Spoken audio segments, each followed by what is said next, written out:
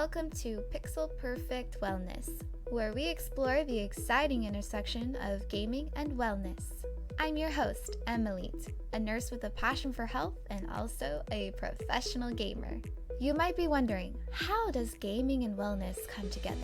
Well, what we're here to discover.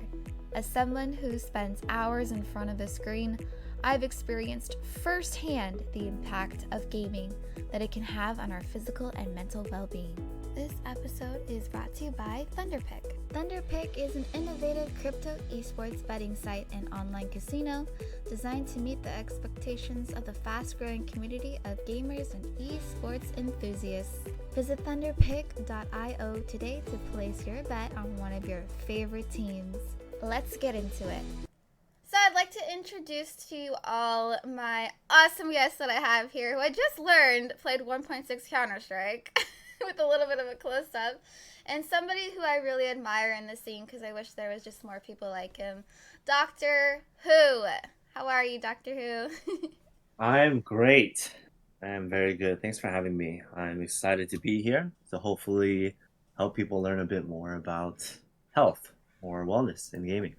Yes, that's really my goal. Is there's not enough people that are talking about wellness and gaming, and that's why I'm always watching your videos because you're one of the few, and you're also very informative, which I think is great, especially for the newer generation in learning and how long we love to play games.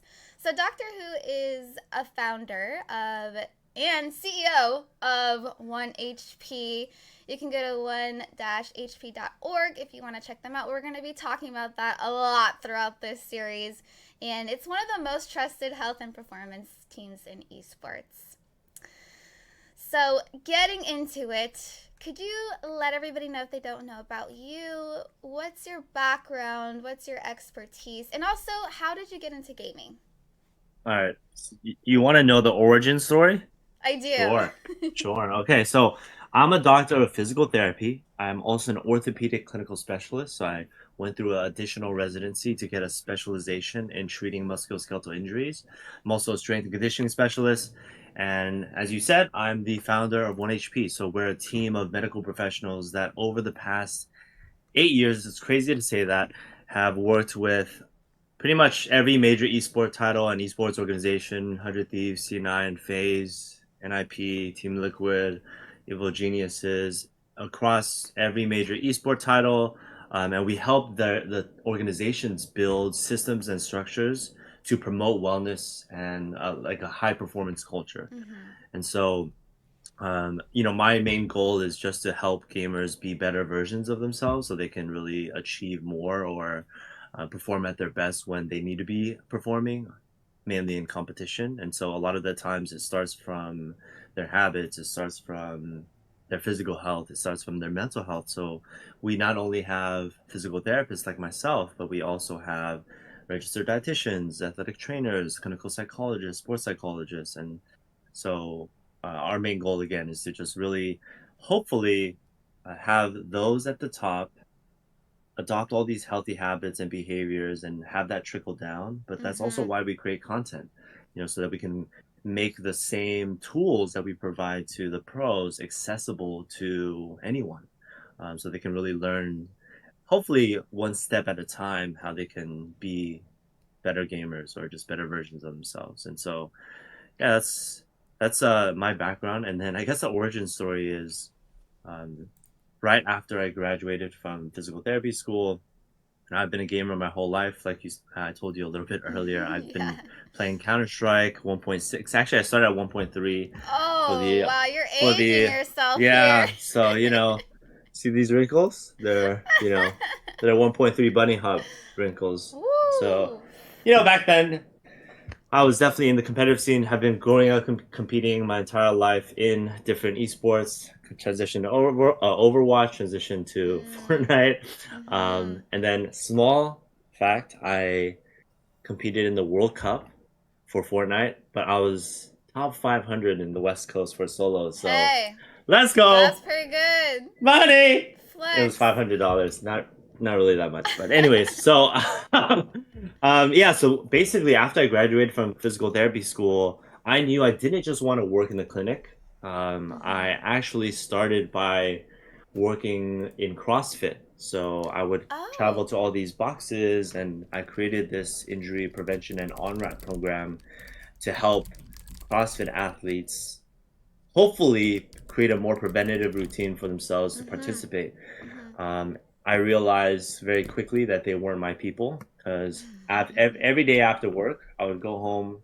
I was the IGL for my team.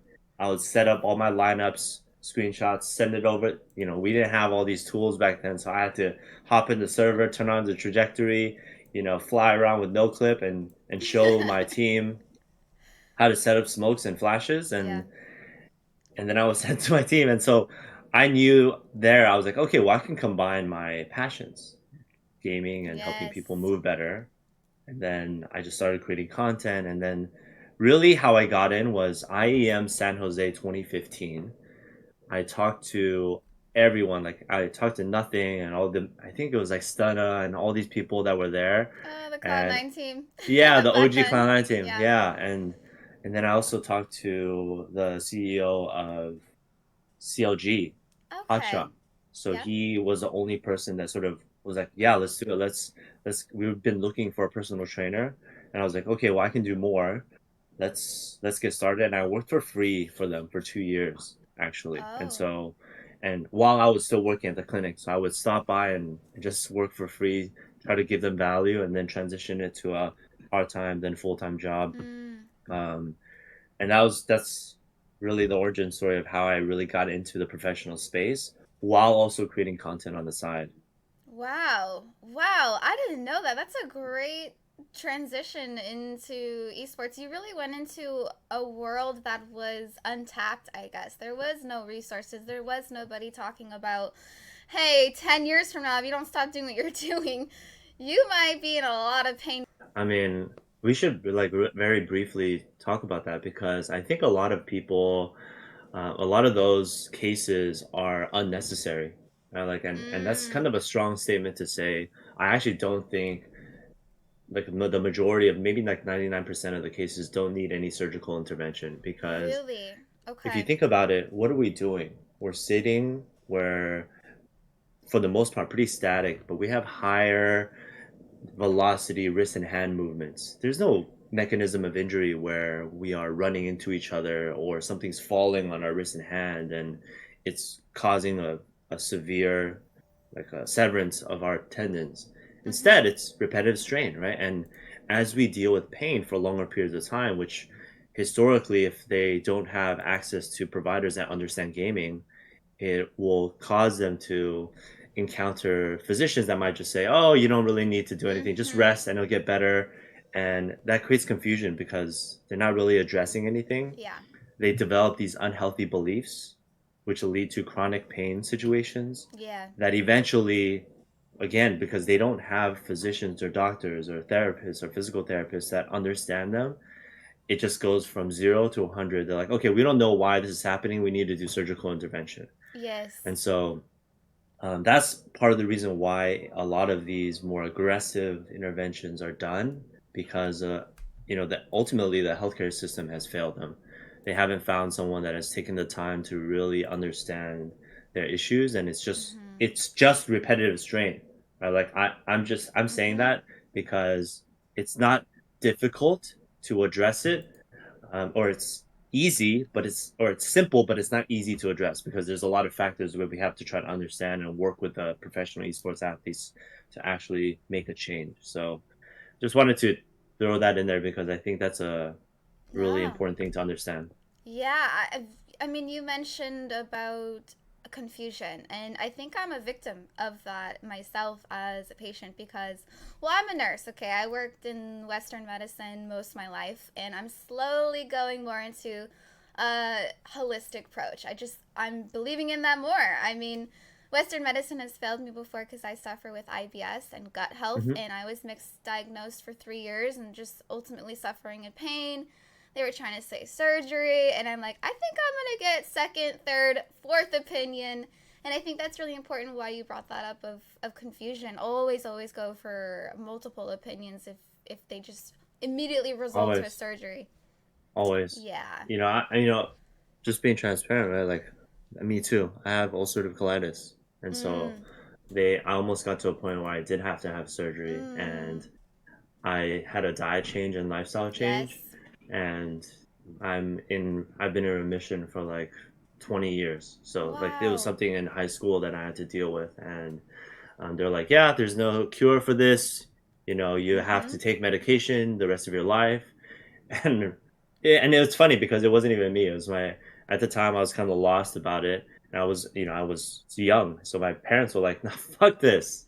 Like you have to make a change in your life and Yeah, let's see how it works. yeah, And here I am now, you know, a case study demonstrating that lifestyle yeah. changes are important, and yeah, you have to be your own doctor at times. Not saying that you have to understand it, but you have to be responsible for your own health, meaning you're taking the information that these authority figures and doctors give you and just processing, being educated about it, and then Mm-hmm. making your own decision about what to do next.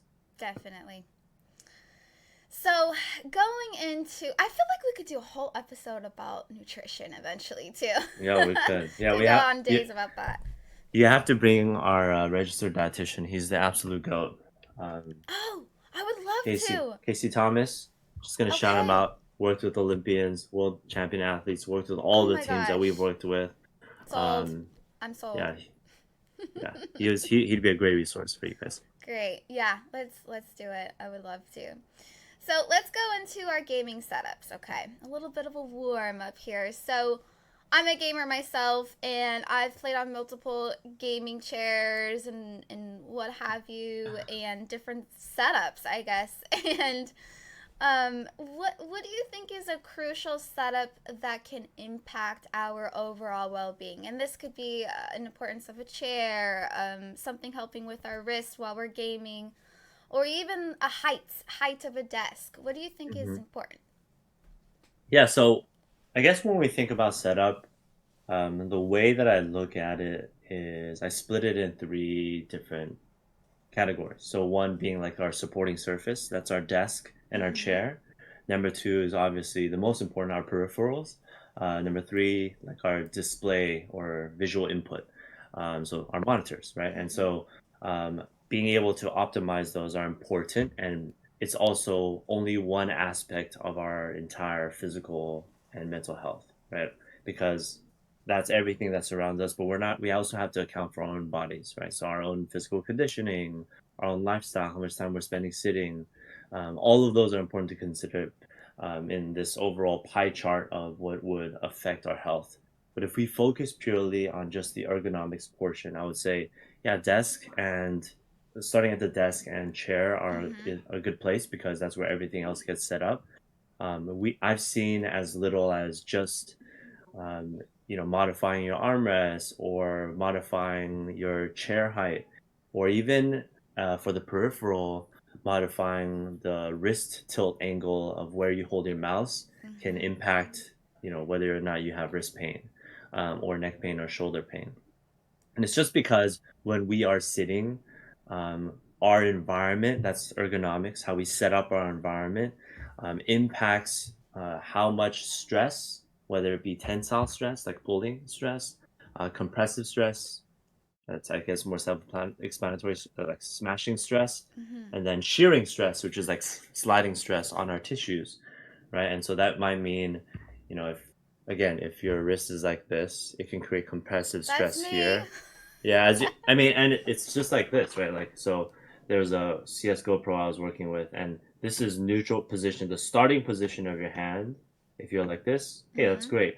But if you're like this, people move like this, right? People Yes. start in an ulnar deviation, Yes. and that can increase the likelihood that you'll have kinky sided issues. So, and it's just Mm-hmm. because it affects the length of some of our muscles, so that it can lead to these muscles fatiguing more quickly, creating more chance that it'll be irritated over time. And so, similarly, when you sit in certain ways, it can increase the stress on your shoulders.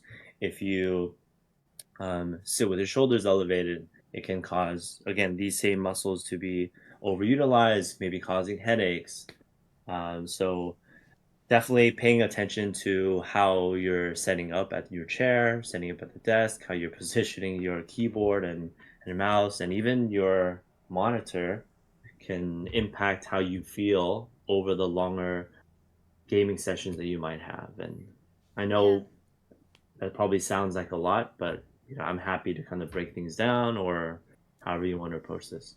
I feel like the gaming setup could, I don't, you could tell me if I'm wrong, but it's kind of the root of the start of where we, because we're sat down there gaming. So our setup is very important of our overall health in the future because, I mean, I'm gaming for 10 hours a day most days when I have the chance when I'm not working as a nurse. So I feel like a lot of people could relate in terms of the long period of gaming and they forget, you know, like you said, sometimes you're straining a muscle for that long and it's not good because how soon do you think if what 5-10 years until you'll see serious pain if you don't fix it?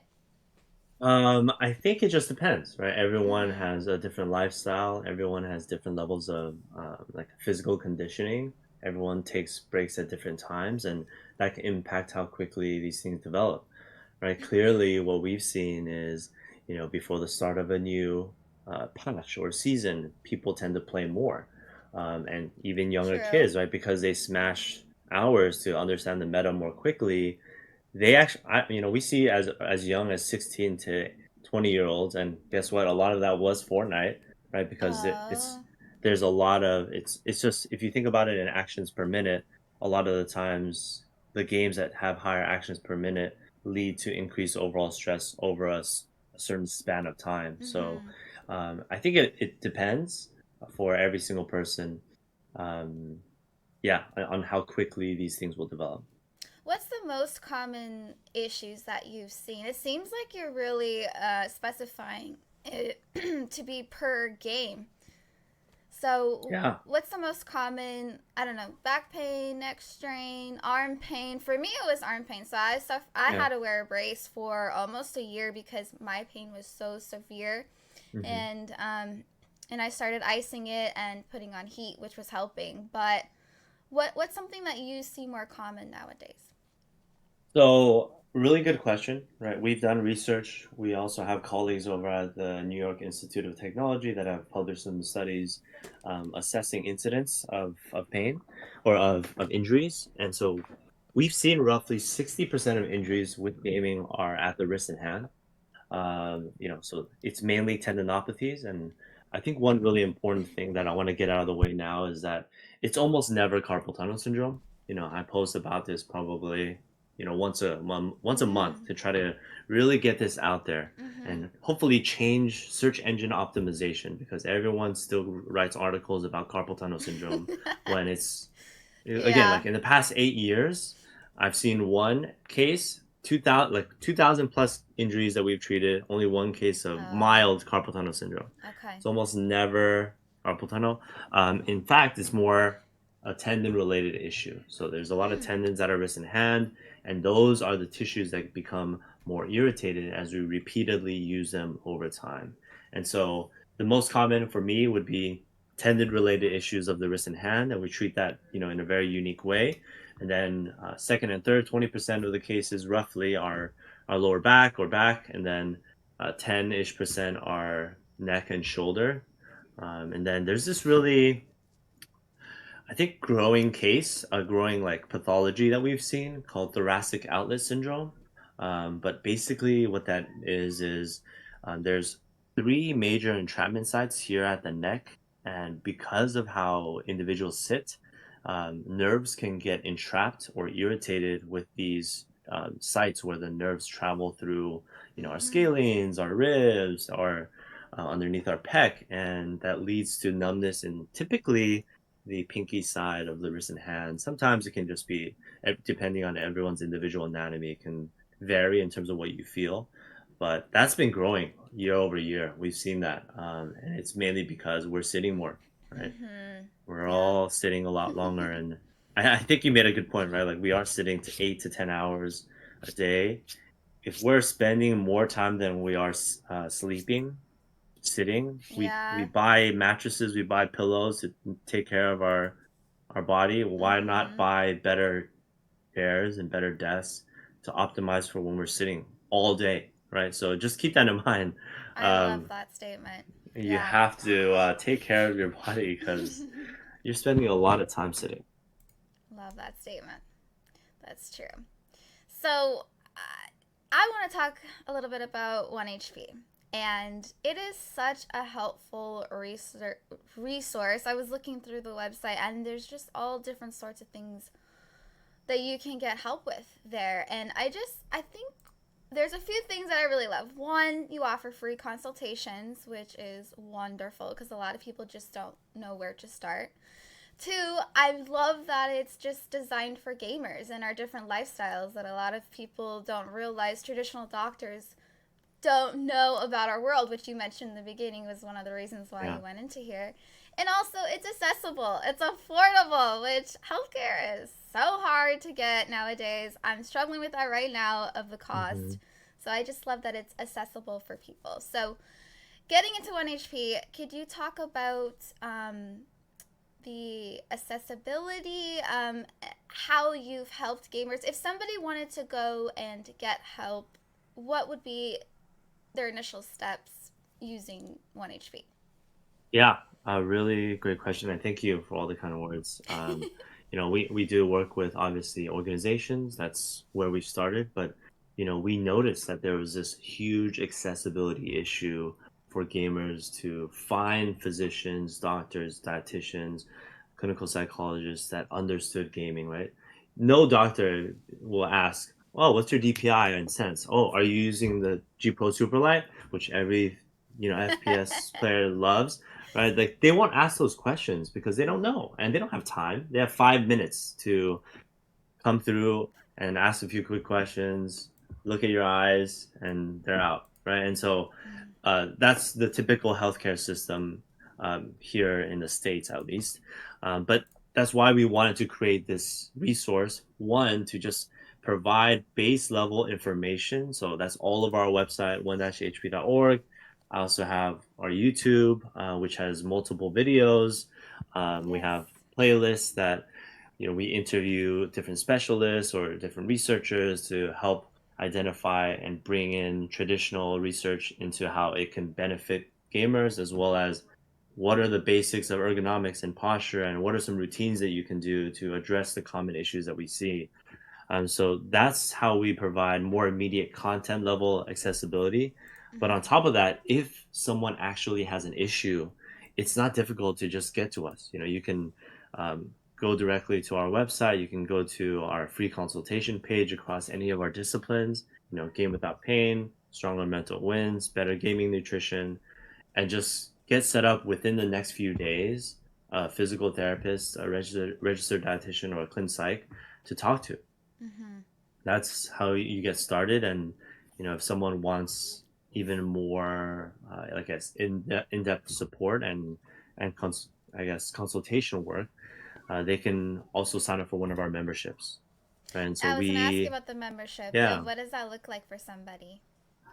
so basically I think we're the first to do this even in traditional healthcare, but we've created the first unlimited remote physical therapy service for all everywhere in the United States, so all of NA, for $35 a month. So what that Whoa. means is yeah, and that's crazy, right? Like we actually did the Yeah. calculations and compared it to traditional healthcare, and for a single case of wrist pain, you save about $1,000 because instead of having to see them 3 times a week for 12 weeks, they'll drag it on. They don't really know what's going on. Mm-hmm. Yep. See a doctor, you go to get an MRI, you go back to a physical therapy. You'll be in what I call referral hell. It's like ELO Oh, hell, yes. but it's literally like ELO hell, That's a but you're good in referral comparison. hell. And so um, instead of doing that, you just go directly to someone that understands gaming. On average, we're able to get someone from where they are to about 90 to 100% function in 3 visits. That's typically across 6 weeks. So that's the majority of our cases. Like Wow. maybe 80 to 90% of our cases, we're able to address it that quickly. Um, and so you guys head over to our membership. You guys can either set up a free consultation or directly sign up. And within the membership, you get 4 evaluations for the year. Most typically, they just need it for one. You're not going to get, unless something happens to you, but you can have 4 times where you can work with a doctor of physical therapy or a dietitian to address or assess a specific injury. You're provided a plan of care, and everything is delivered remotely. And then you'll also have access to us 24/7 in terms of chat. So you'll be able to, through our HIPAA compliant platform, actually send us messages and say, hey, I was doing this exercise, it doesn't really feel good. How can I change this? Or, oh, I noticed I had a little bit more pain today. Do you know why that might be happening? That I think is another really large perk because it gives you more real time understanding of certain things. So we don't have the time to go to Google and develop our own narrative of why certain things are happening and then go to the doctor and say, oh, I read this on Google and that's why I did this. I've done that. So it allows us to at least, not have to try to self-diagnose, but like we can help you. We're here to be your guide. And so I guess like the last thing that I really want to highlight with our service or membership is like at the end of our visit, we do something called personalized diagnosis education. I think what a lot of traditional healthcare is missing is that at the end of our visit, we might not know what's actually going on. We might the doctor might tell us, okay, yeah, you have this or this or this, and we might just latch onto one word like a disc herniation, and that's all we think about, and then we go home and look it up, build this narrative of what we can or can't do, and from there it can lead to different patient outcomes. For us, what we do is at the end of the session, one, we quiz them to make sure that they really understand what's happening. But 2, we have a little document that highlights and summarizes everything we talked about at a 6th grade level. That's typically the goal. We want to make sure so it's simple and easy to understand. And then we have all of our physicians or therapists or doctors record a video of ourselves talking through it, saying, hey, this is what we talked about. This is why your injury happened and what led to it. And this is what you need to do to get back to XYZ. And that allows us to sort of control for that, I guess, inconsistency in understanding of your issue. Because you ask anyone right now after they go to their last like non-routine doctor visit what they remember, they'd be like, I have no idea. I think I had a wrist issue. I think it's always like, oh, I think it was like something with my wrist. I think they said the tendon. But if you have something you can always reference, especially no matter what. The terminology that traditional doctors use is very, very confusing and not simplifying it for a normal, everyday person. Exactly. Yeah. And it's scary, right? It's like, oh my God, I have a disc herniation. Oh my God, I have thoracic outlet syndrome. What is that? And they get scared. Yeah, and I mean, I really want to emphasize of how accessible this is. Working as a nurse, dealing with doctors myself, and I see the struggle of healthcare, getting people approved, and just the expensive cost for maybe 5 to 10 minutes with somebody. They have personal access to get conversations going with you. I just really, really love that, and I think people need to really hear that because I mean, that's how you're gonna get help is when you get it when you need it, not when you wait until it's absolute worst and finally get treated and still get no answers. Exactly. That's so frustrating. Yeah. So could you share just really briefly one little quick exercise or stretch for somebody that they should incorporate into their routine? Ooh, if I had to choose one, probably my favorite is, I guess, if someone has like a long towel or a band, so like a rubber band, like a TheraBand like this. Oh, I have one of those. Okay. Yeah.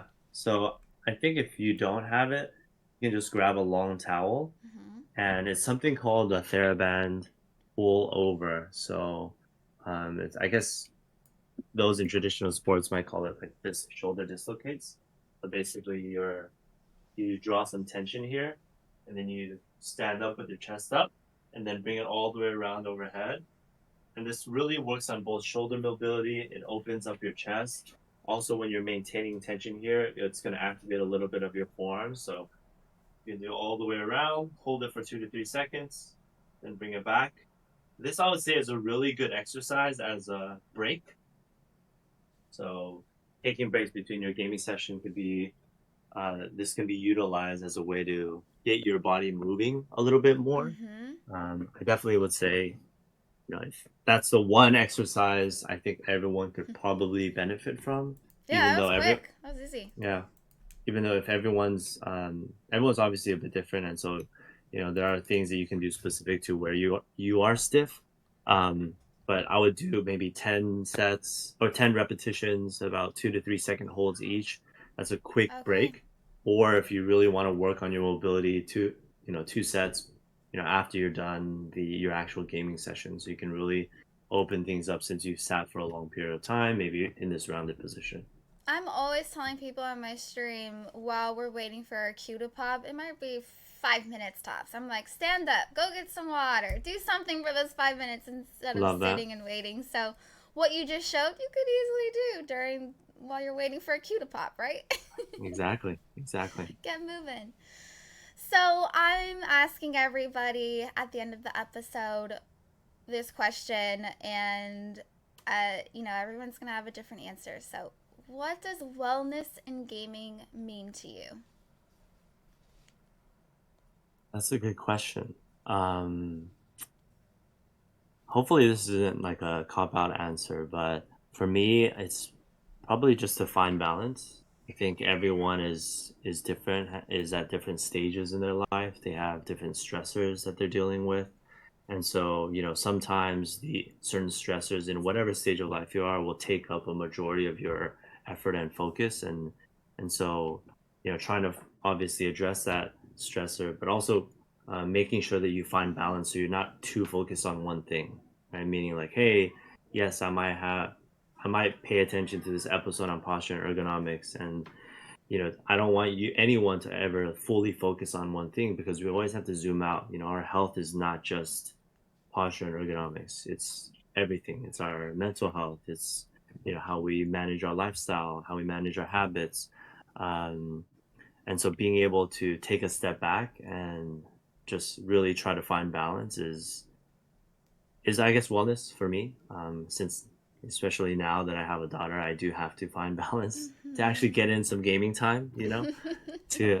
That's for me my way of still obviously like connecting with my friends and unwinding a little bit after a long day. That's how I use gaming. So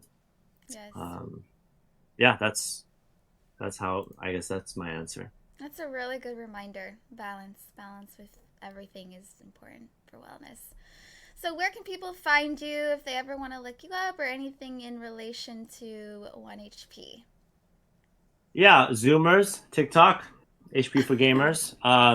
Everyone else, I'm on Twitter, YouTube, 1-hp.org. On Twitter, it's HP for Gamers. If you guys want to email me or message me, it's just my full name. We can probably drop that somewhere, but at 1-hp.org. And yeah, feel free to message me if you guys have questions on anything that I talked about. I'm always willing to talk shop or help you if you guys have any questions or concerns, or just reach out through our portal to get a free consult with any of our physical therapists.